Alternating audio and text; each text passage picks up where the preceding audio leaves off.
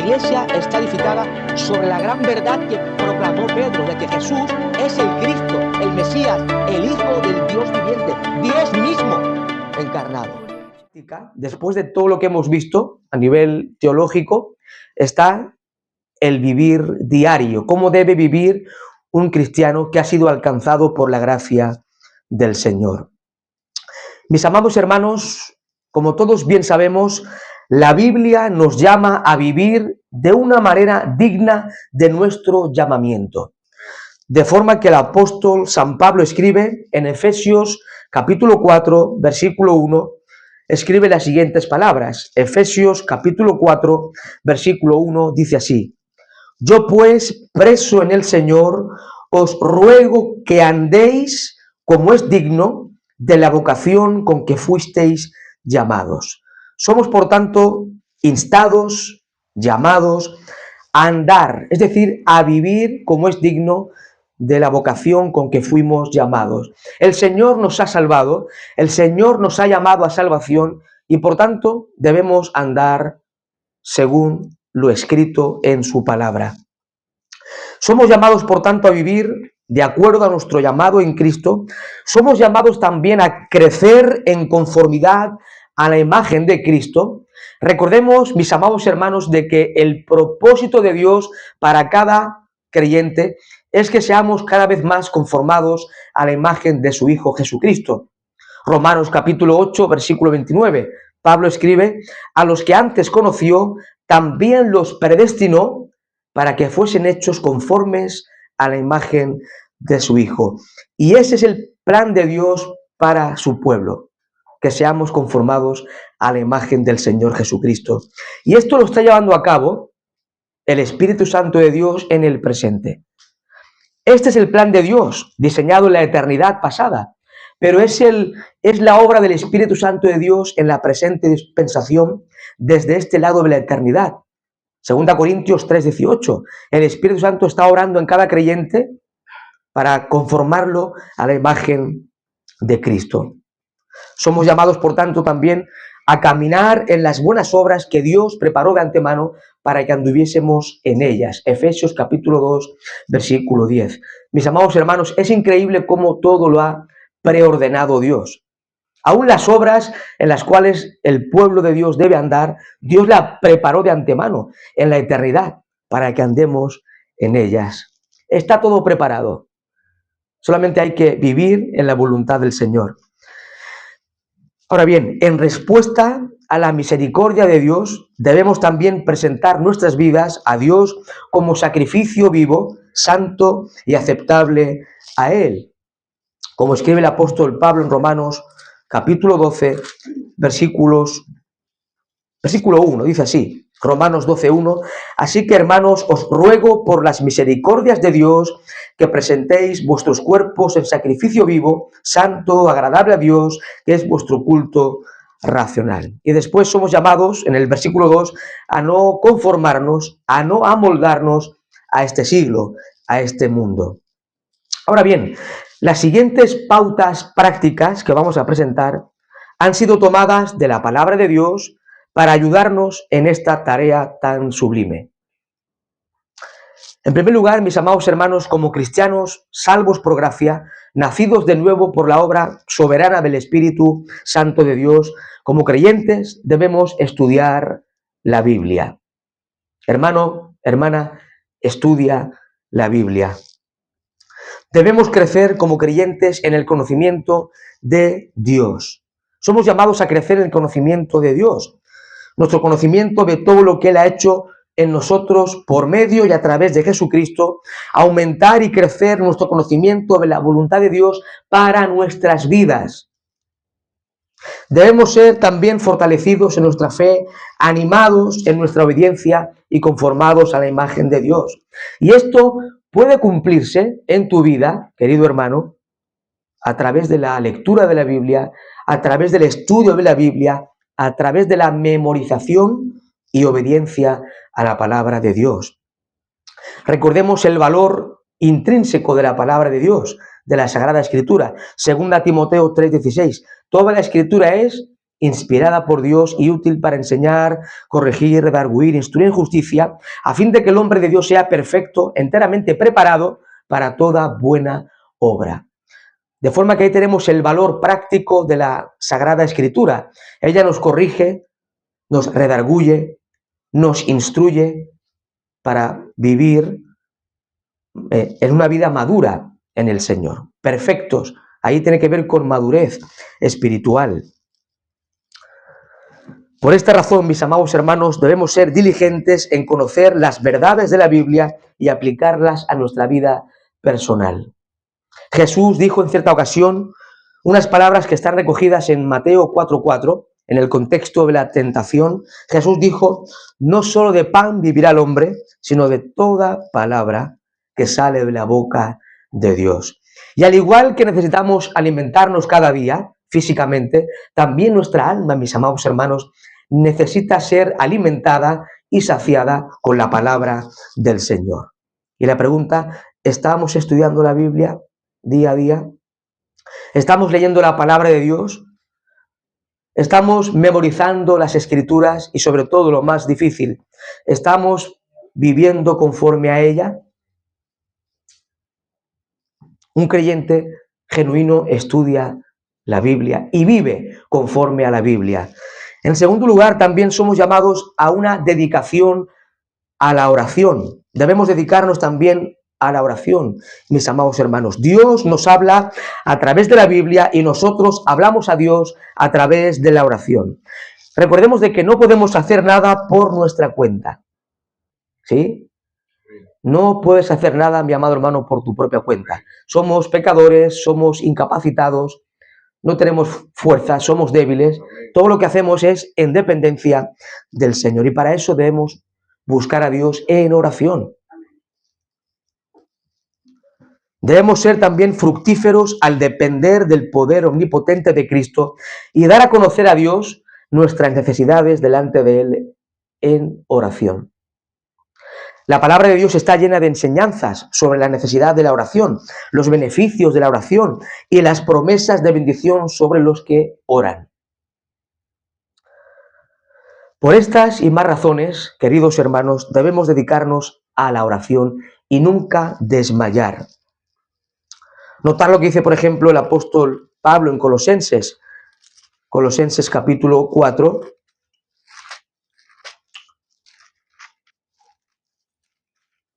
Colosenses 4:2 dice el apóstol Pablo: perseverad en la oración, velando en ella con acción de gracias. Y hay otro pasaje en los escritos de Pablo, 1 Tesalonicenses 5, orad sin cesar. Es un mandamiento. Somos llamados a orar, a buscar al Señor en oración. La oración, mis amados hermanos, es conversar con Dios y tener comunión con Dios. Y esto orar incluye la adoración, la alabanza al Señor, incluye dar gracias, la acción de gracias, algo que a veces se pierde, ¿verdad?, en nuestras oraciones. Somos llamados a alabar al Señor, a adorar al Señor, también a dar gracias al Señor por todo lo que Él ha hecho en nosotros a través de Cristo, por todo lo que va a hacer en nosotros y por todo lo que está haciendo en nosotros, por el sustento, por su provisión, como dice nuestra hermana Ana María muchas veces, por el simple hecho de despertar un día más. Hay que dar gracias al Señor porque es Él quien nos sostiene, mis amados hermanos. Y si estamos aquí hoy, no es por ser guapos o fuertes o inteligentes, es porque nunca decayeron sus misericordias. Son nuevas cada mañana, mis amados hermanos. Grande es la fidelidad de Dios. De eternidad a eternidad, Dios es fiel.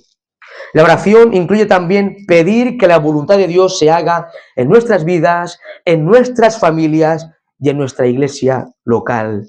También incluye pedir a Dios, por supuesto, que Él satisfaga nuestras necesidades de acuerdo a su sabiduría. Implica también confesar nuestros pecados. A veces los hermanos cristianos, a veces oran a Dios y solamente saben pedir cosas, como si Dios fuese el genio de la lámpara. Eso no es orar, eso es pedir. Y orar, como hemos dicho, implica adorar, alabar a Dios, dar gracias, pedir que la voluntad de Dios se haga en nuestra vida, familia, iglesia, pedir que Dios, por supuesto, satisfaga nuestras necesidades. Pero también implica confesar nuestros pecados. Cada día debemos orar a Dios y confesar nuestros pecados y pedir que nos fortalezca, que nos dé fortaleza espiritual para seguir adelante, puestos los ojos en Cristo. Por tanto, un creyente estudia la palabra de Dios, dedica tiempo a la oración y también tiene comunión con una iglesia bíblica. Tiene comunión con una iglesia bíblica. La voluntad de Dios, mis amados hermanos, es que todos los verdaderos cristianos se unan a una comunidad de cristianos de un mismo pensar. De forma que Hebreos, capítulo 10, Epístola a los Hebreos, capítulo 10, versículos 23 a 25, leemos así. El autor insta a sus lectores y le dice: mantengamos firmes sin fluctuar la profesión de nuestra esperanza, porque fiel es el que prometió. Y considerémonos unos a otros para estimularnos al amor y a las buenas obras, no dejando de congregarnos como algunos tienen por costumbre, sino exhortándonos, es decir, animándonos. Y tanto más cuanto veis que aquel día de su venida se acerca. Y es aquí, mis amados hermanos, en el contexto de la iglesia local, donde somos animados, somos consolados, somos instados a amarnos unos a otros y también a las buenas obras, como corresponde a los hijos de Dios. Muchos profesan ser cristianos, pero no se congregan en ninguna iglesia. Eso es algo incongruente, mis amados hermanos. Es como si alguien dice que es jugador de fútbol de primera división y no pertenece a ningún equipo. Es absurdo. No tiene sentido ninguno, ¿verdad? Pues de la misma forma, mis amados hermanos, un cristiano salvo por gracia se congrega. Se congrega en una iglesia bíblica, en este caso. Algunas características de una iglesia bíblica incluyen lo siguiente. Y esto nos da unas pautas para saber dónde congregarnos. Y también para animar a otros hermanos, familiares, dónde deben congregarse. De hecho, ¿os acordáis que hace un año atrás dimos una serie de las 9 marcas de una iglesia sana, una iglesia saludable?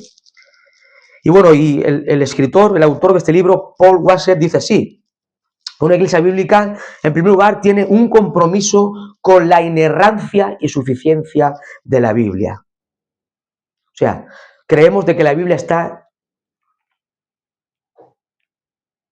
bueno, mejor dicho, la Biblia no tiene ningún tipo de error. Es inerrante. No tiene error de ningún tipo. Ni histórico, ni teológico, ni doctrinal, ni científico, ni de ningún tipo. Es inerrante en sus autógrafos originales. La Biblia es infalible, no falla en lo que afirma, porque es la palabra de Dios. Y por tanto, una iglesia bíblica está comprometida con la inerrancia de la Biblia. La Biblia no tiene error. ¿Por qué? Porque es la palabra de Dios. También creemos en la suficiencia de la Biblia. Una iglesia bíblica cree en la suficiencia de la Biblia. Es decir, cree que la Biblia es suficiente. Suficiente para santificar al pueblo de Dios, para que el pueblo de Dios crezca a la imagen de Cristo, para que el pecador se arrepienta y crea en Cristo, y para vivir la vida cristiana, la Biblia es suficiente. No necesitas un profeta que venga del lejano oriente o un pseudoapóstol que venga del lejano oriente. Necesitas la palabra de Dios, las Sagradas Escrituras. Una iglesia bíblica reconoce la verdad bíblica y tiene una pasión por predicarla y enseñarla. Una fidelidad al cristianismo ortodoxo y trinitario, como se encuentra en las confesiones de fe clásicas que vienen de la Reforma. Una iglesia bíblica sana tiene una alta estima a Dios y un reconocimiento de la pecaminosidad del hombre y la necesidad del hombre de un Salvador suficiente, que es Jesucristo. Una comprensión bíblica de la conversión que lleva al arrepentimiento, fe y santidad. Es decir, una iglesia bíblica tiene una comprensión bíblica de lo que es la conversión, el arrepentimiento, la fe y la santidad. Una iglesia bíblica también tiene una dedicación a la adoración bíblica en el temor de Dios. Frente al entretenimiento que hay en muchas iglesias, frente a la emotividad que circula en muchos lugares, ¿verdad? Se predican mensajes motivacionales para que la gente salga contento de la congregación, como que él puede, como que no necesito a Cristo, como que no necesito vivir en dependencia de Dios, como que yo puedo por mi propia fuerza. Tendríamos que salir de los cultos humillados cada domingo, mis amados hermanos, reconociendo de que sin el poder de Cristo nada podemos hacer. Una iglesia bíblica también se caracteriza por un liderazgo que consiste de hombres santos, humildes y capaces de enseñar, que ponen sus vidas por los creyentes que están bajo su cuidado y ejercen disciplina pastoral sobre ellos. Una iglesia bíblica también tiene un compromiso con la consejería bíblica y la disciplina eclesiástica. Una iglesia donde no se da consejería pastoral o una iglesia donde no se aplica la disciplina eclesiástica, eso dista mucho de ser una iglesia bíblica, mis amados hermanos. Una iglesia bíblica también se caracteriza por la búsqueda genuina de la semejanza a Cristo. Quiere vivir para Cristo. Quiere cada vez ser más semejante a Cristo. Una iglesia sana se caracteriza por la santidad y el amor los unos a los otros. Y también con un compromiso real con la evangelización, predicar el evangelio a los perdidos. Y sobre todo también una dependencia de Dios expresada en reuniones regulares de oración ferviente. Un creyente estudia la Biblia, busca a Dios en oración, se reúne y forma parte de la membresía de una iglesia bíblica, una iglesia sana, una iglesia anclada en la palabra de Dios y también crece en su santificación. Un creyente debe crecer día a día en esa santificación progresiva. Recordemos de que la Biblia nos enseña que la voluntad de Dios es nuestra santificación. A veces andamos de arriba para abajo. Señor, ¿cuál es tu voluntad para mi vida, verdad? Bueno, la Biblia lo dice. Primera a Tesalonicenses 4:3. La voluntad de Dios es vuestra santificación, que os apartéis de toda fornicación. Y esto es un mandamiento, mis amados hermanos. No es un consejo, no es una opción, es un mandamiento. El creyente debe andar en santidad de vida día a día. Primera de Pedro 1:15 al 16, que dice el apóstol Pedro, sino como aquel que os llamó es santo, sed también vosotros santos en toda vuestra manera de vivir, porque escrito está, sed santos porque yo soy santo. Para que esto se convierta en una realidad en tu vida, querido hermano, debes buscar a Dios a través de la lectura de la Biblia, a través de la oración y a través de la comunión con cristianos piadosos, y también debemos abstenernos de las cosas pecaminosas de este mundo caído y corrompido, no sea que también nos contamine. En quinto lugar, denme 5 minutos y concluyo, servicio en la iglesia local. La palabra de Dios nos enseña que cada cristiano es parte de un sacerdocio real, de un cuerpo que es la iglesia. Cada uno de nosotros, mis amados hermanos, hemos sido provistos de dones espirituales. Cada cristiano tiene como mínimo un don que ha sido dado por Dios, por gracia, y que debe ser usado para la gloria de Dios y para el bien y edificación de su iglesia. No debemos simplemente unirnos a una iglesia, debemos servir en la iglesia según nuestros dones, talentos y habilidades que el Señor nos ha regalado. El ministerio no está limitado a los pastores o a los diáconos.